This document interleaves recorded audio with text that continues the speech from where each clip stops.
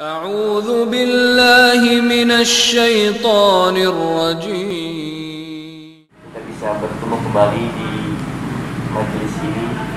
Mudah-mudahan Allah Ta'ala menambahkan kepada kita ilmu yang bermanfaat. Amin. Ilmu yang membuat kita semakin semangat untuk beribadah, meningkatkan ubudiyah kita kepada Allah Subhanahu Wa Ta'ala, serta beramal dengan didasarkan ilmu tersebut.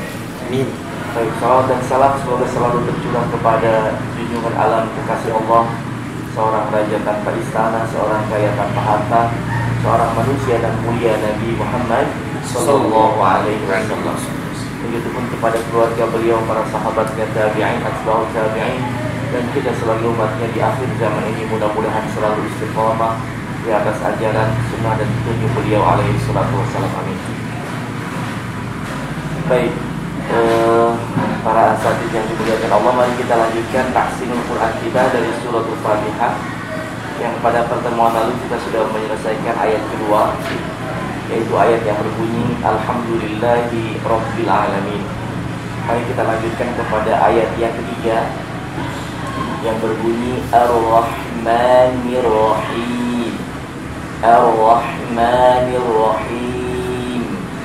Mari kita coba tahsin supaya kita mendapatkan bacaan yang sempurna terhadap ayat yang mulia ini. Mungkin bisa juga nanti dilanjut dengan ayat keempatnya, Maliki Yaumiddin. Maliki Yaumiddin. Baik, sebelum masuk kepada ayat yang keempat, kita ayat yang ketiga dahulu, Ar-Rahmanir-Rahim. Kita tinjau dari sisi tafsirnya dulu ya, supaya ada penguatan, ada kekuatan ruhiyah buat kita, iltizam untuk sama-sama membaca dengan semangat dan benar, didasari dengan pengetahuan kita terhadap makna dari ayat tersebut.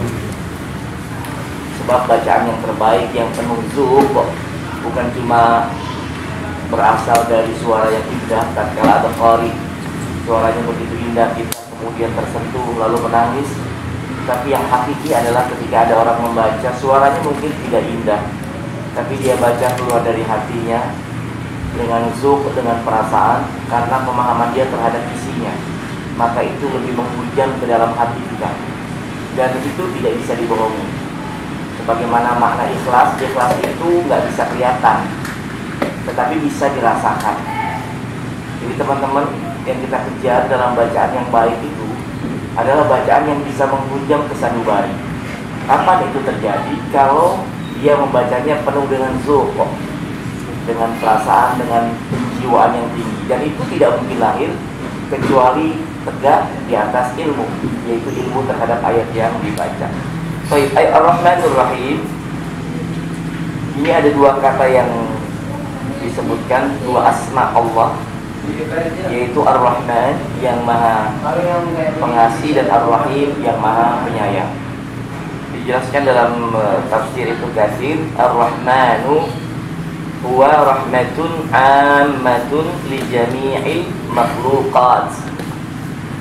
Jadi Ar-Rahman itu rahmatun ammatun li jami'il makhluqat, kasih sayang umum, global, yang diberikan kepada seluruh makhluk. Itu Ar-Rahman. Maha pengasih itu artinya apa? Kasih sayang yang bersifat umum, global, yang dipersembahkan kepada seluruh makhluk tanpa kecuali. Ya, tanpa kecuali. Manusia, jin, hewan, tumbuhan, pokoknya yang namanya makhluk pasti diberikan sayang Allah yang satu ini. Ya, sifat pengasihnya Allah yang satu ini akan diberikan itu. Mau bahkan walaupun dia kufur sekalipun, kafir sekalipun, ingkar sekalipun, dia pasti diberi nikmat. Faktanya hari ini daftar orang-orang terkaya di dunia, termasuk di Indonesia, itu didominasi oleh orang kafir, menunjukkan Allah punya sifat Ar-Rahman, maha pengasih, ya, sehingga siapapun Allah kasih tanpa kecuali. Makanya kalimatnya berbunyi rahmatun ammah, rahmat yang bersifat global, li jami'il makhluqat, untuk seluruh makhluk. Begitu ya. Pernah satu ketika seorang aulia meminta kepada Allah rezeki agar diberikan rezeki, maka Allah katakan bahwa rezeki itu diberikan kepada setiap makhluk. Kalau engkau tidak percaya, silakan engkau ambil tampakmu, lalu engkau pecahkan batu yang ada di hadapanmu itu. Dipecahkan batunya, pecah. Dalamnya ada apa? Ada batu lagi. Suruh dipecahkan lagi batunya, pecah. Di dalamnya ada apa? Ada batu lagi. Ya, disuruh dipecahkan lagi batunya, pecah. Di dalamnya ada apa? Ada batu lagi. Terus begitu. Sampai kemudian sampai beberapa kali batu yang terakhir dipecahkan, di dalamnya ada sebuah rongga kecil. Di dalamnya ada apa? Ada binatang melata yang sedang memakan daun. Coba kita lihat. Pikiran kita bagaimana mungkin ada daun bisa masuk ke dalam batu secara berlapis-lapis? Siapa yang memberikan kecuali Allah Ar-Rahman? Dan ini jaminan, ini pasti diberikan. Karena itu terkait dengan masalah rezeki, masalah pemberian Allah tidak akan tertukar. Walau kita tiap hari ikhtiar, kalau Allah belum tentukan kadarnya nggak akan terjadi. Sebaliknya ada orang yang ikhtiarnya biasa-biasa saja, tapi dia tingkatkan ubudiyahnya, Allah kasih. Makanya al-ajru ala qadrin nasab, kaidahnya begitu. Atau wa al-laisa lil insan illa ma sa'a. Itu udah sunatullah. Manusia dibalas sesuai dengan usaha. Dan orang kafir yang kaya itu karena usaha mereka. Karena usaha mereka. Ya, kalau mereka saja dikasih, masa kita enggak?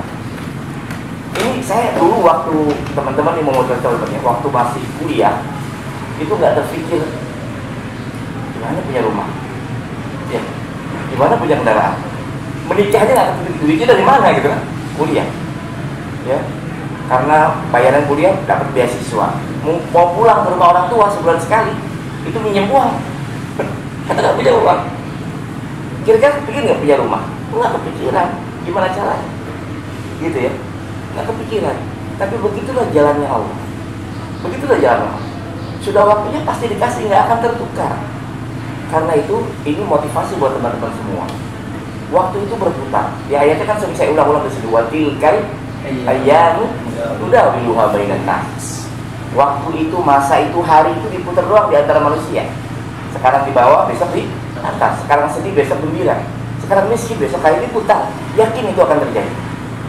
Yang penting jangan pernah kosong hati kita dalam gerai-gerai ibadah kita untuk munajat kepada Allah. Kalau kita nggak minta, ya nggak akan dikasih. Kita minta sama Allah. Bahkan berdosa kalau nggak minta kan. Berdosa, harus minta. Insya Allah akan ada masanya. Itulah Allah yang maha pemurah. Dan ini memotivasi kita bahwa kalau yang menyembah Yesus saja, yang menyembah selain Allah saja, diberikan kekayaan sedemikian banyaknya, kita yang lebih berhak terhadap dunia ini, Khalifatul Ardh kan kita sebagai muslim. Masa nggak dikasih? Pasti dikasih. Tinggal tingkatkan saja usaha. Dan seringkali pun terbisa. Seringkali kita berpikir ke depan, pengen begitu bagus jadi cita-cita, tapi melupakan yang ada di bawah kaki kita hari ini. Tahu nggak kayak apa? Sekarang teman-teman adanya di mana? Di sini. Maka jangan lupakan di sini. Berbuatlah yang terbaik di sini. Kalau bayaran dari yayasan misalnya tidak setimpal, percayalah, sisanya, selisihnya Allah akan ganti melalui jalan yang lain. Itu yakin, itu pasti.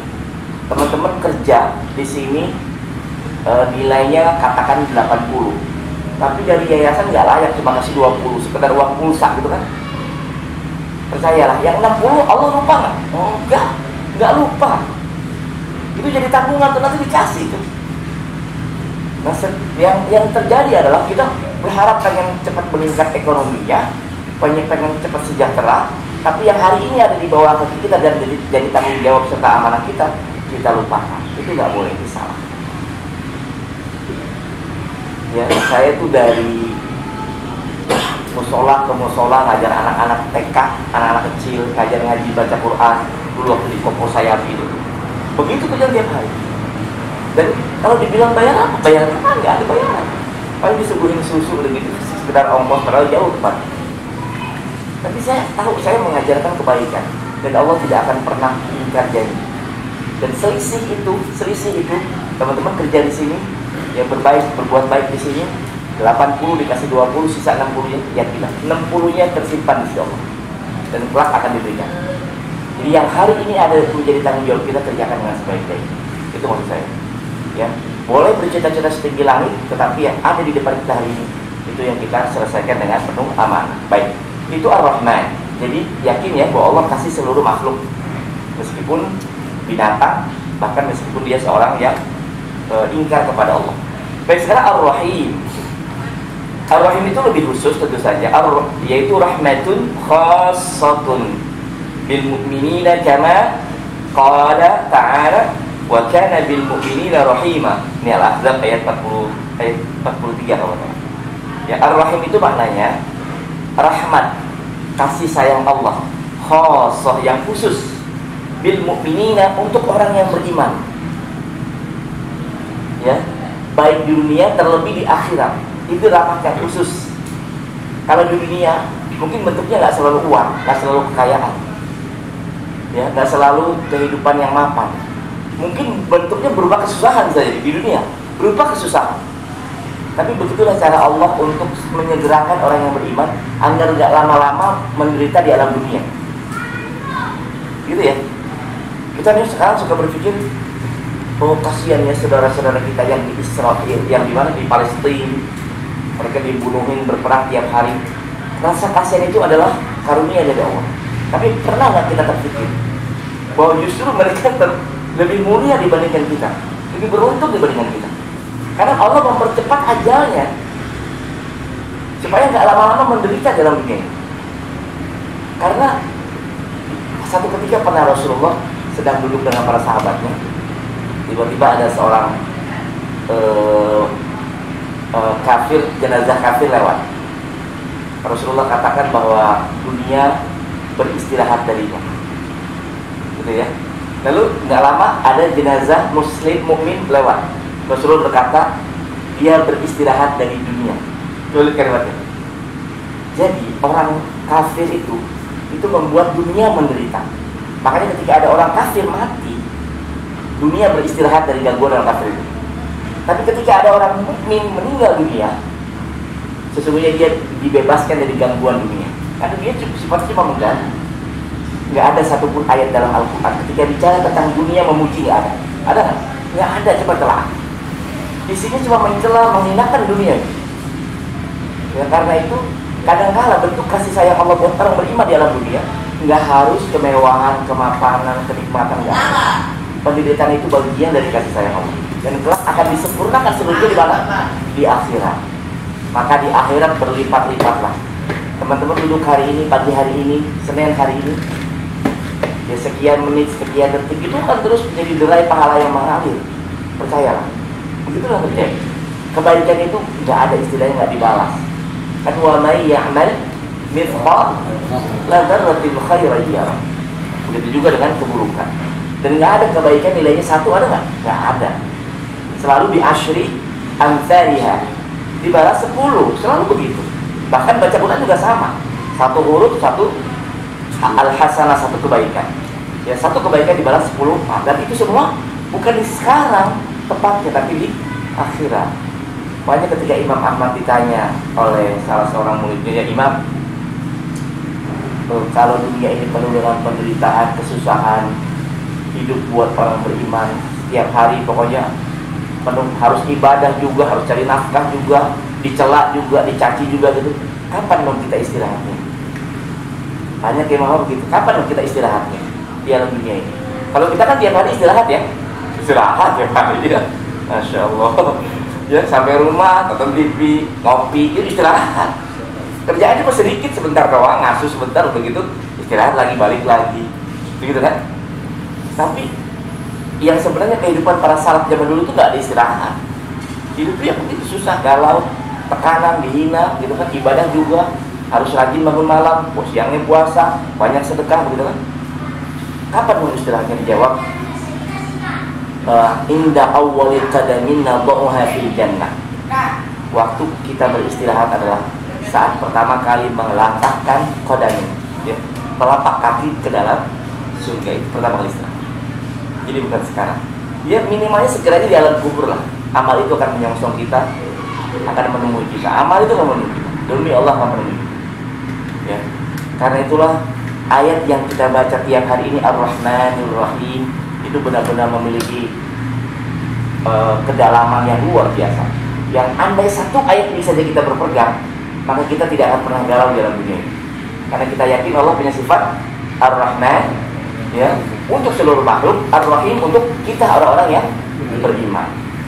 Dijelaskan dalam salah satu hadis riwayat Imam Muslim dari Abu Hurairah radhiyallahu anhu, "Law ya'lamul mu'min ma 'indallahi minal 'uqubah." Seandainya orang mukmin mengetahui apa yang ada di sisi Allah berupa siksaan, niscaya tiada seorang pun yang tamak menginginkan surga. Jadi kita orang beriman kan paling berhak terhadap surga ya, dibanding orang kafir. Tapi kalau kita tahu ukubah di sisi Allah, siksaan di sisi Allah, kita nggak berharap bisa masuk surga. Aduh, enak banget surga ya. Karena siksaan Allah sangat keras. Ya, bisa dibaca lah bagaimana siksaan Allah di neraka itu luar biasa keras. Begitu juga sebaliknya, andai orang kafir mengetahui apa yang ada di sisi Allah berupa rahmatnya, kasih sayangnya, niscaya tidak ada seorang pun yang berputus asa dari rahmat Allah. Jadi Allah itu kan disebutkan dalam banyak ayat, suka digabungkan ya, Azizul Ghafur. Contohnya di Al-Mulk ya, wa huwal Azizul Ghafur, banyak tuh. Ghafurur Rahim apa? Jadi disandingkan antara sifat keperkasaan Allah dengan sifat maha pengasihnya dan ampunannya Allah. Satu sisi Allah punya ukubah, punya siksaan. Allah juga di sisi lain punya rahmat. Ya. Dua-duanya itu harus kita seimbangkan. Jangan sampai kita berpikirnya rahmat gitu ya. Wah surga lah, kita mau surga gitu ya.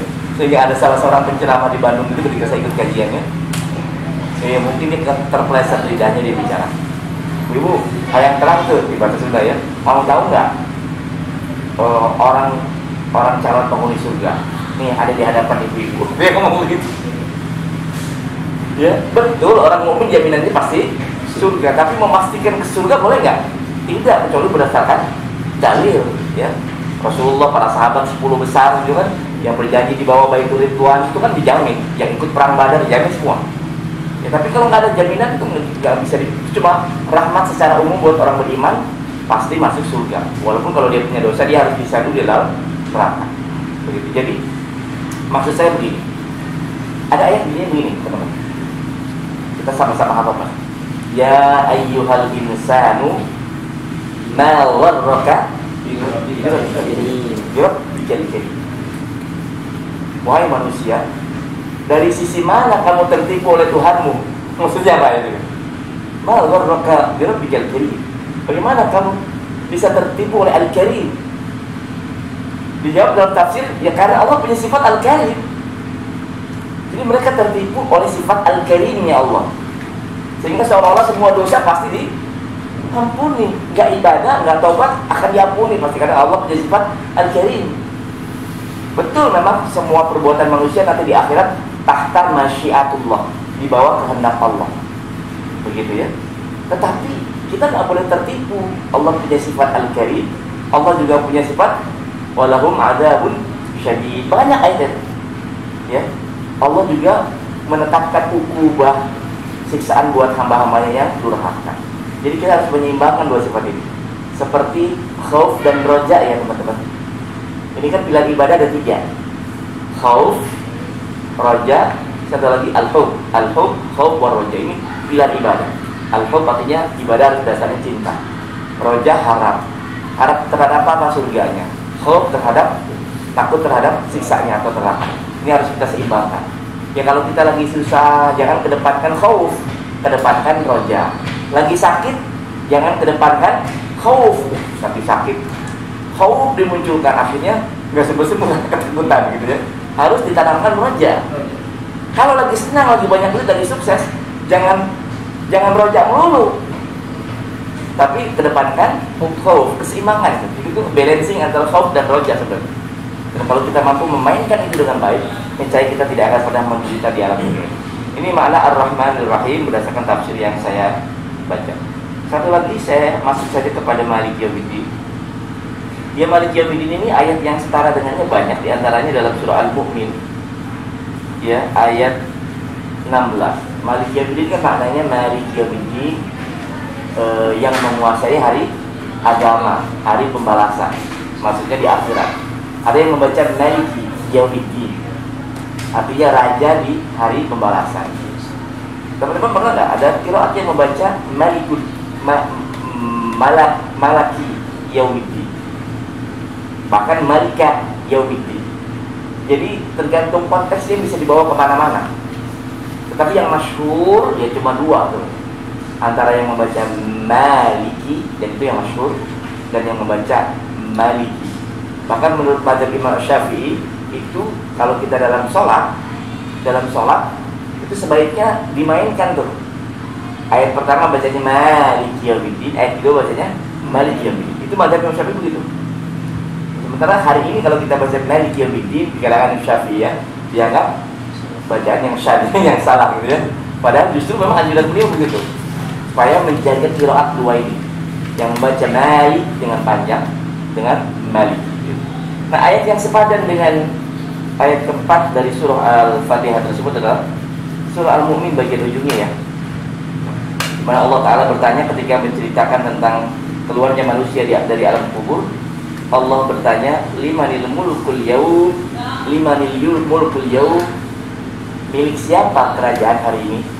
Ketika manusia dibangkitkan di alam kubur tuh, nanti di akhirat, di hari ba'ats, pembangkitan manusia, itu ditanya, limanil mulkul yaum, milik siapa kerajaan pada hari ini? Tentu saja jawabannya milik Allah.